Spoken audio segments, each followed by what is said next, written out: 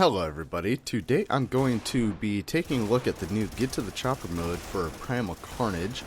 It just came out yesterday and it is in beta, so expect some glitches, some things that are broken and such, so bear in mind.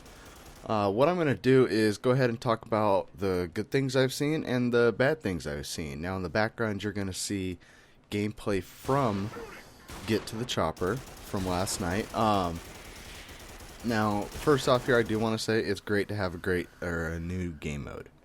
It's fantastic. It is rather fun, and it's a nice change to the constant just deathmatch over and over and over. So let's go ahead and get into it. Now, first I want to talk about the good things here, and then we'll go ahead and get to the things that I didn't care too much for. First off here, which most of you will be really happy about, is the Pyro's flamethrower damage has been altered. Now it's been tweaked down. It may need a little bit more tweaking, but the way it works now is the damage done to the enemy dinosaurs will be based on the dinosaur class itself.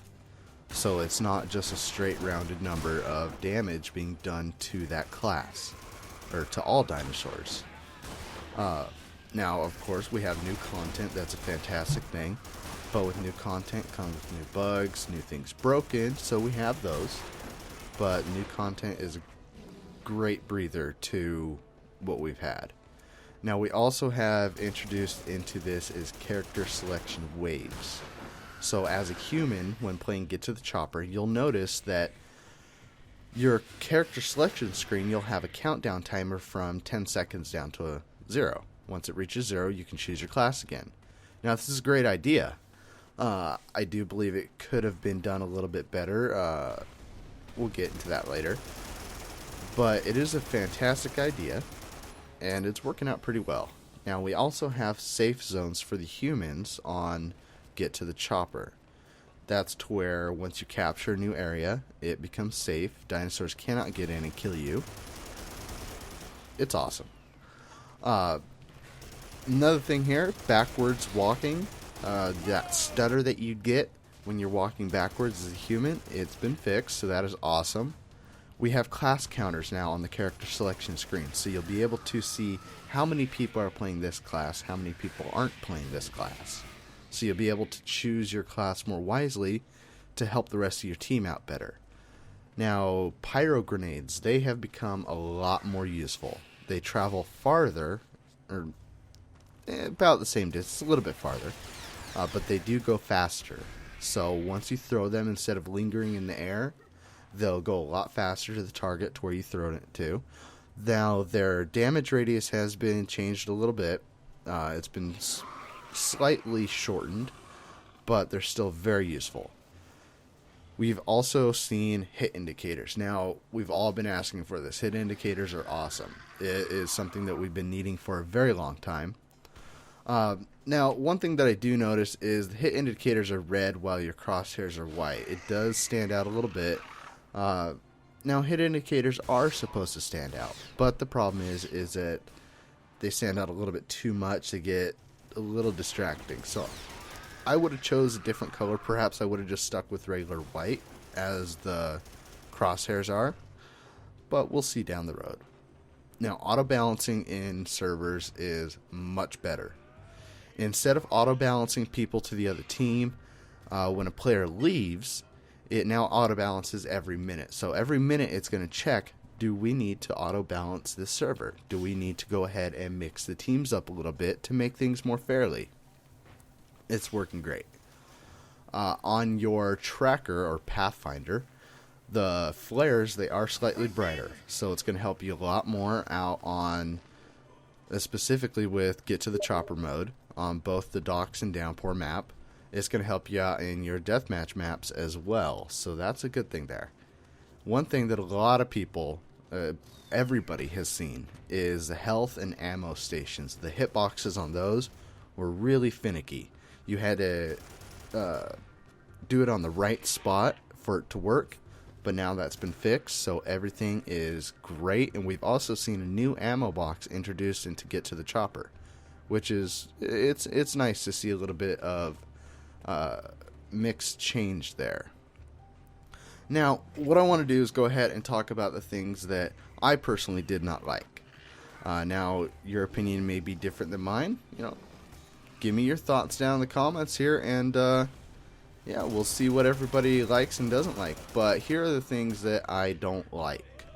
Now, for starters, here on the map Downpour for Get to the Chopper, spawn camping. It's a really big issue. I've noticed in several games that the dinosaur team will go and spawn camp the human team straight off the bat on spawn.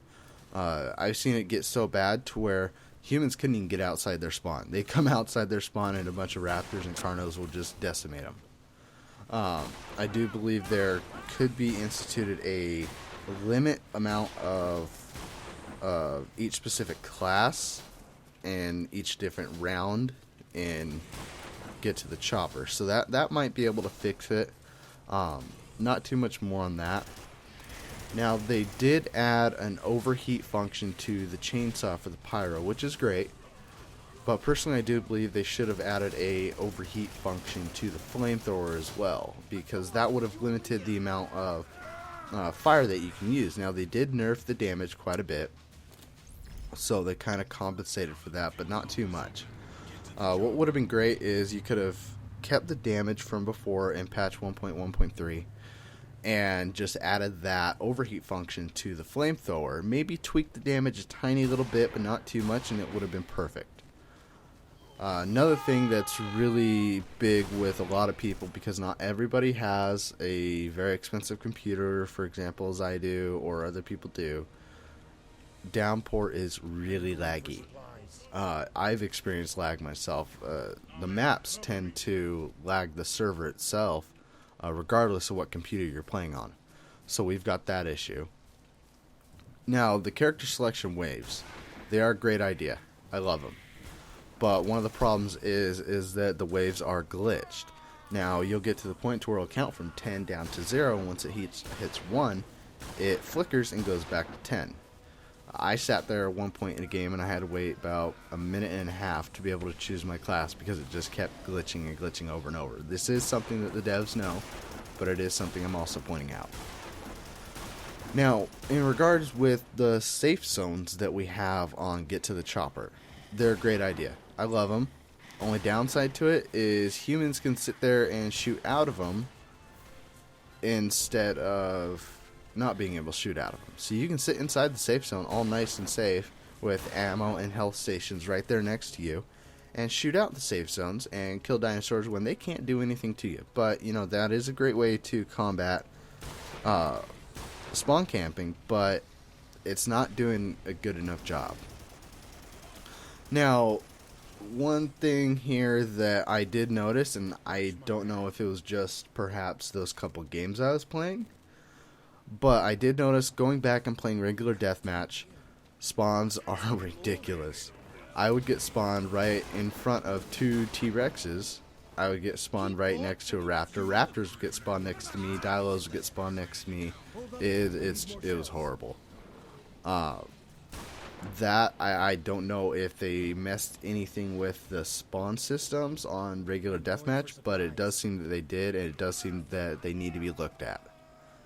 Now, one last thing here I do have mixed feelings on, and I don't know if they changed anything on it, is the commando's damage. It does seem like the commando's main weapon, his gun, the damage has been boosted quite a bit. Before, it would take you, rather, I'd say, 30 seconds around to kill a Carno on just one-on-one combat with Carno, with just one-on-one encounter. Now it takes you about 10-15. So it does seem like the damage has been buffed on him instead of having the accuracy of the aim be changed a little bit, be tweaked. Because if you've ever noticed, you'll get into those situations where you're just spraying and praying, hoping that your bullets hit, and maybe 1 or 2 of them hit a dinosaur and you end up dead. Oh, you know what? Let's add this. One more other thing that I did notice that was really good which I forgot to mention earlier, was the fact that raptors can now pounce pyros regardless of what they're doing. So regardless of which weapon they're doing, you can pounce them as long as you're facing at them at the right direction. So if they're using the chainsaw, you can't pounce them if you go head on with them. But if you go from the side or the back, you can pounce them. Same thing with the flamethrower. You can pounce them from the side or the back now, and it works every time. Pouncing for raptor has also been improved. I've noticed that no longer do you have to get that perfect little sweet spot of camera angle pointing at a human to be able to pounce on them. So there is that. That is everything that I can come up with for the good and the bad. I'm going to leave the patch notes down in the comments below, or not in the comments, but down in the description below, so you guys can see everything that was changed and everything that was added. Okay guys, so thank you guys for watching. Get your butt in game, go place and get to the chopper. I'll see you in game, and I will see you guys next time.